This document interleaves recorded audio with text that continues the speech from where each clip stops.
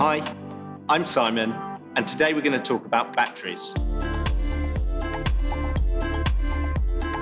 The power that you need to keep your converted commercial vehicle on the road, doing whatever job it is that you do, from a refrigerated vehicle, running power tools off the back of the vehicle, exterior lighting, or even a tacho and a tracker. All those things are draining your batteries throughout the day and throughout your working life. And what we want to do is make sure that you have the right battery choice for your total power load on that vehicle. There's also advice available in the Body and Equipment Mounting Manual, the BEM, which is available online.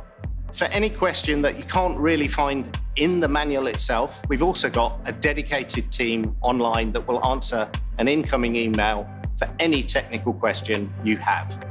Thank you very much. See you soon.